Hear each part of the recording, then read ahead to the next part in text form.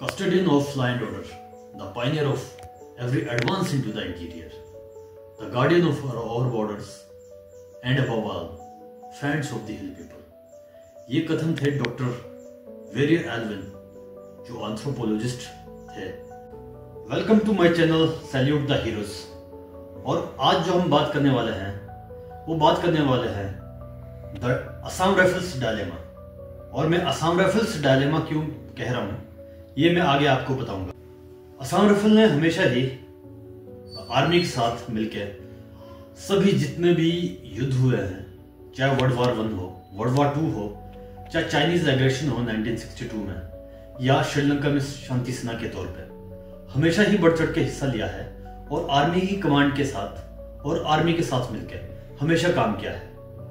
World war 1 में जहां पर 3000 सैनिकों ने जो गोरखा रेजिमेंट के साथ मिलकर मिडिल ईस्ट और यूरोप में जाके बहुत बहादुरी के साथ काम किया और लगभग 76 गैलेंट्री अवार्ड्स हासिल किए।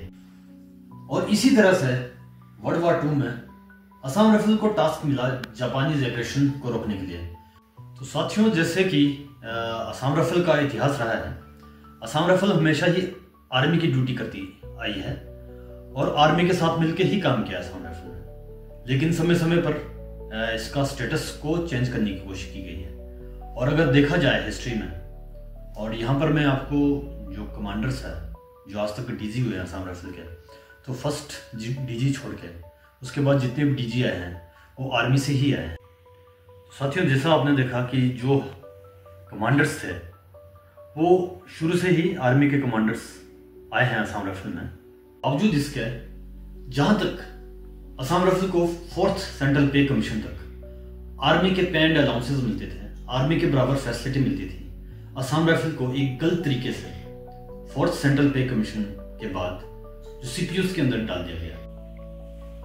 अभी साथियों, कंफ्यूजन दूर ही नहीं हुई थी कि असम राइफल आर्मी है कि पुलिस का हिस्सा है।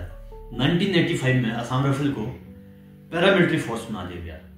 और ये जो लेटर है जो आप पॉज करके देख सकते हैं, इसमें लिखा है only Assam rifle and special frontier force will be called paramilitary force.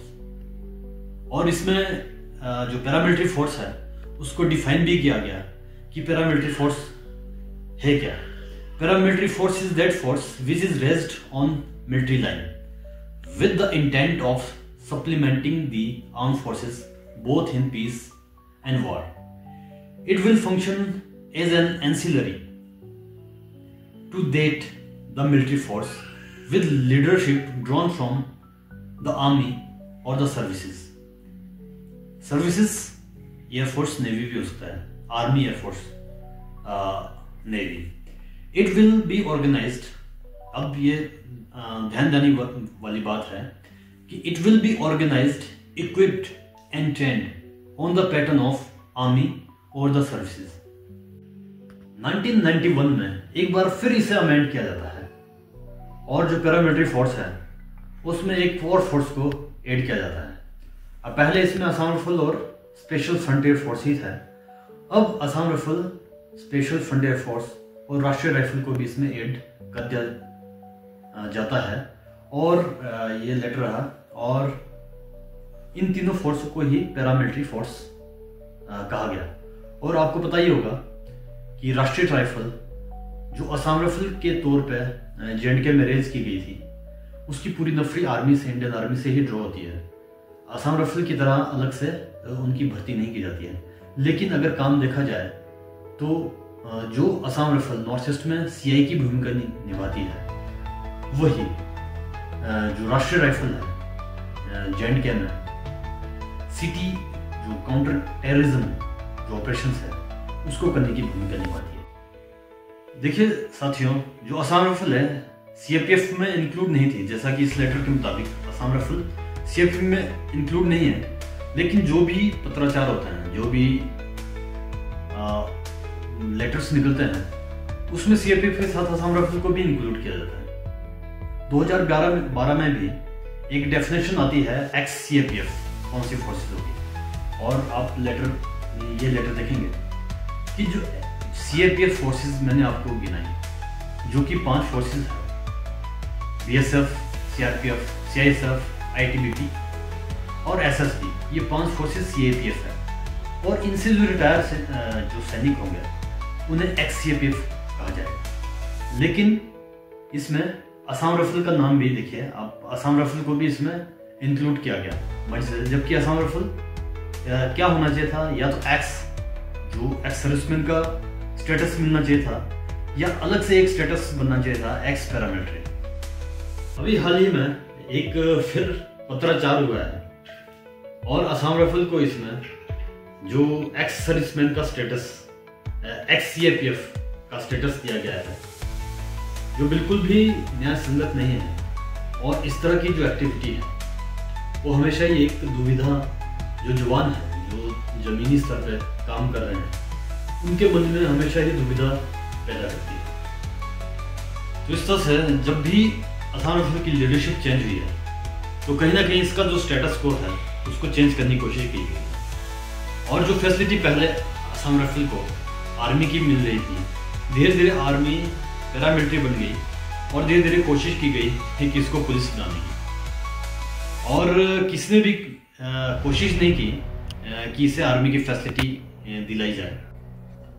Assam rifle जो काम कर रही है आर्मी का, और सुविधाएं उन्हें CPOs की भी नहीं मिल रही है, और आर्मी की तो बात छोड़ो। तो अगर आर्मी इनसे काम ले रही है, आर्मी का काम कर रही है, तो पे एंड अलाउंसेस जो फैसिलिटी है वो भी इन्हें आर्मी की ही मिलनी चाहिए। क्योंकि जब भी देश पे कोई भी संकट आता है या डिप्लॉयमेंट की बात आती है, तो एक अच्छी बात है कि जब भी कोई देश पे संकट आता है तो फोर्सेस की डिप्लॉयमेंट होती है।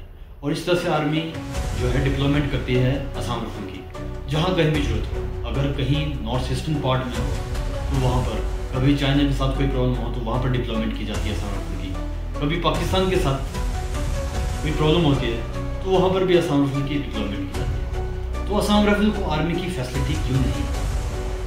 मेन दुविधा यही है, जो जवान काम कर रहे हैं या जो भी असम राइफल से रिटायर हो चुके हैं, उन्हें दुविधा यही है कि उन्हें जिंदगी भर काम किया है आर्मी का, और फैसिलिटी के लिए उन्हें दर दर की ठोकरें खानी पड़ रही है। तो जो नेतृत्व है आर्मी का, जो यहाँ से कमांड करके जो जनरल भी बन चुके हैं, या जो मौजूदा कमांडर है असम राइफल के, ये उनका फर्ज है कि वो केस टेकअप करे जो भी भारत सरकार है उनके साथ, और जो सुविधाएं मिलनी चाहिए असम राइफल को वो सुविधाएं इन्हें मिलें। धन्यवाद।